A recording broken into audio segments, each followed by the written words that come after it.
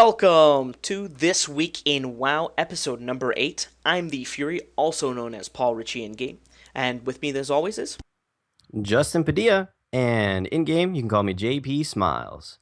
So, we've got a lot of topics to talk about today. I'm going to jump right in.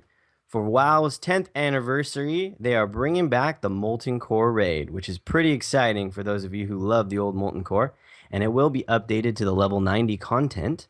So, you'll be able to jump in there as doing LFR. What's really cool about that is you're going to get new rewards from doing LFR. So, there is a Molten Core Hound mount. This is something I've been waiting for a long time, is being able to strap a couple of chains on one of those core hounds and ride it around town.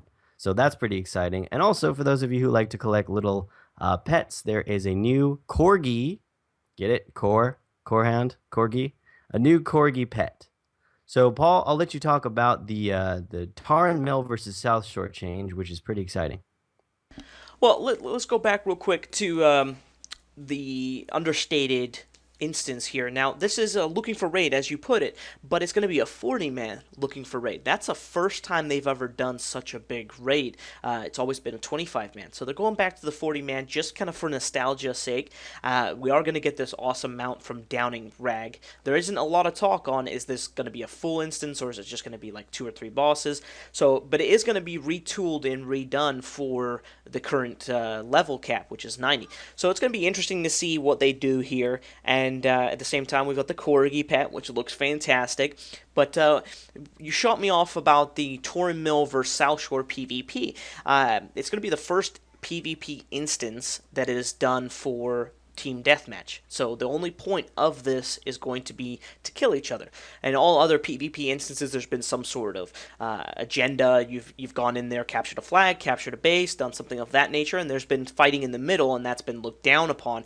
This whole instance is fighting Torin Mill side, Horde versus South Shore Alliance. So it's going to be really interesting to see how it's implemented, and I'm really excited. Now, as far as I gather, you're a huge PvPer. How does this come about you? Yeah, I love PvP. So this is just one more exciting thing because pretty much I'm the guy that's fighting in the middle while everybody else is trying to capture the flag. So this is a whole scenario in which I get to do what I love to do in PvP, which is just kill the other side. So it's pretty exciting for me, and I'm really looking forward to that. Also, since it's going to be in an actual PvP zone, that means you're going to get the benefits of your PvP gear, which you don't get when you're out in the normal world. So just a little note there for PvP players. All right, let's move on to our next topic. So the next topic we are talking about is the new previews we see of Nagrand and Spires of Arak. So the Spires of Arak is the home of the Arakoa, those little bird creatures that you meet up with early on in Outlands. So it's pretty cool. Like the design there with like lots of thorns and different things going on is very beautiful, of course, as true to the artists of WoW.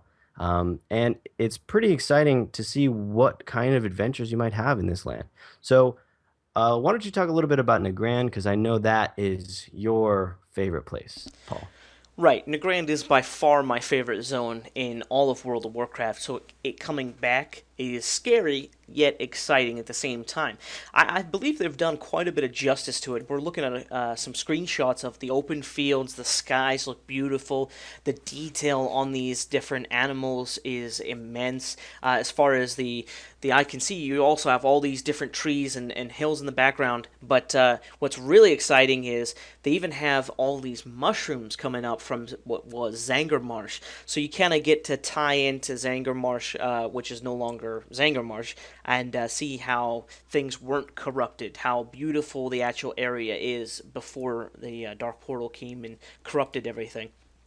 But it is looking really exciting. We're going to have the Throne of the Elements back. We're going to have all sorts of different quest points that'll have references back to the old Nagrand. So as far as I'm concerned, I'm really excited about this. This may not be our top story of the week, but for me, this is definitely what I'm most excited about in the expansion. All right. Now, third topic of the week, we are talking about faction hubs. So there are new changes coming in Warlords of Draenor. You're going to have two new faction hubs, of course, for Alliance and Horde. Those are Storm Shield, and War Spear, respectively. So Storm Shield is going to be the Alliance, basically central hub where you do everything. So moving up from the old Dalaran, the old Stormwind, we're going to have this one in the new land, and it's its own zone, which is interesting. This is not the usual way they do things, and so it's kind of going back to basics a little bit. It's nice to have it as its own zone for a number of reasons. In addition, of course, the new Warchief is Voljin. So those of you who play Horde, you get to pay homage to Voljin instead of old Garrosh. Why don't you talk a little bit more about this topic, Paul? So there's a lot of details we don't know about this, but on a whole, it's looking really intelligently designed as far as the hubs itself. We're screaming a lot of different pictures. A lot of them came out from the Horde faction hub, and just showing off how it's going to be implemented. It's a whole living village or town or area versus kind of like an Orgrimmar, which is just one small selection. So as you said, this is a full zone. This is very interesting, very nice. I think this is going to be a great addition to World of Warcraft, and if this works, this is how they're going to do it in the future. That being said, Voljin's coming back as the leader of the Horde instead of Thrall. I like Thrall better, but at the same time, you can kind of see if you looked in the cinematics at the end of this expansion why this happened, and it's nice to see that they've already implemented him as at the point of the Warchief. Yep, I love it. I actually like the guy. Vol'jin's not too bad of a dude. Thrall was definitely better though. I'm with you. So moving on to our fourth topic of the day, we are talking about an interesting dip in subscribers. We actually have less subscribers now than we have in the past couple of expansions. It peaked at Wrath of the Lich King. But the very interesting thing that the WoW designers wanted to point out is that they have not had a dip in revenue. Revenue has gone up consistently every year. So the conclusion you can draw there is that the players are basically who are sticking around are spending more on World of Warcraft, and that just works well as a business model. So you got the loyal subscribers. Paul, you can talk a little bit more about that too. Now, this may seem like a boring subject, but the chart alone, which we've been showing this whole time, is fantastic. All these little points of data on the subscription increase all the way through Vanilla into Burning Crusade, halting for almost all of Wrath of the Lich King, and then starting to weed off in Kata, peaked at the launch of Mist, and then back down to 6.8 million players. Now, it's a lot of data to look at. It kind of, I always thought tail end of Burning Crusade was when it was starting to go down, but clearly it wasn't. It was Cataclysm that forced us over the edge. And to talk about something you were saying about revenue, for those of you who don't know, revenue is money that comes into the company. This is not profit. This is not anything but the pure amount of money that the company is bringing in from selling one thing, a service, or a product. So while their subscription cost is the same, it's been $15 the entire time. With at the peak, it was 12 million people paying $15 a month. Has now gone to 6.8 million paying $15 a month. You would think they've lost quite a bit of money there, but they've managed to maintain a revenue. So with in-game purchases or other products. Now they didn't just say World of Warcraft increased revenue year over year. They said Blizzard as a whole had revenue increase year over year. So again, this could be from other things. Blizzard is still making money in World of Warcraft, so they're still going to support it. I'm hoping with this new expansion, we see the kind of getting back to basics. What worked in Vanilla, Burning Crusade, and Wrath of the Lich King, hopefully they bring it back, because I feel like with Cataclysm and Mist, we kind of got a dumbed-down version. I even believe that was a dumbed-down version in Wrath, but that's just my own opinion. So hopefully things start to turn around and we see another upward slant on this chart going into the next expansion. Yeah, that's what I'm looking forward to, even though I don't like the crowded servers. I think this speaks to just a more interesting product year after year. People are wanting to spend more on the different elements. So, going to the next topic, fifth topic, second to last topic of the day, we are seeing more about garrisons that are coming in Warlords of Draenor. And what's really cool is this one is about monuments. So now you're going to be able to put a little monument, sort of a home decoration inside your player housing, which is just one more element to kind of give you that home is where the heart is feel. So Paul, you can take it away.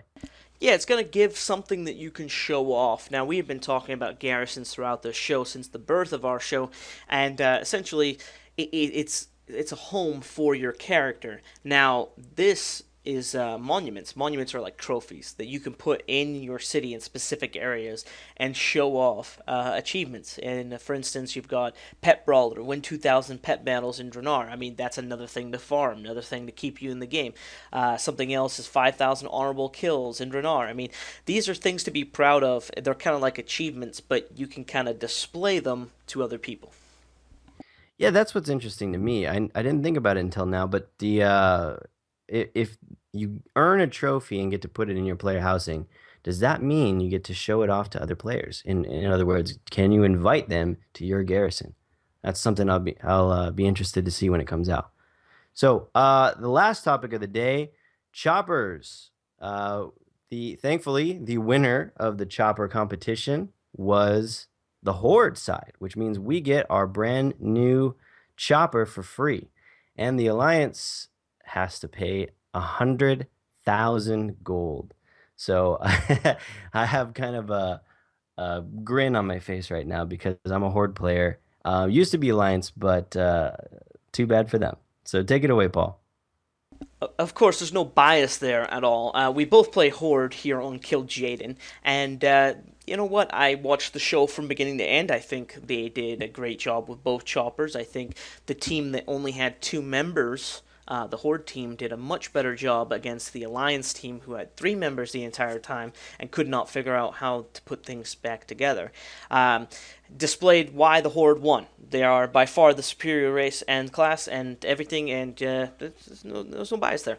But now that I say that, we get a free chopper. That's awesome, and it's awesome that at least the Alliance side will get to have the chopper. I mean, they did the whole thing, so they get to have the chopper, but you have to pay 100,000 gold, and that means as soon as this expansion comes out, I'll be riding past you on my chopper.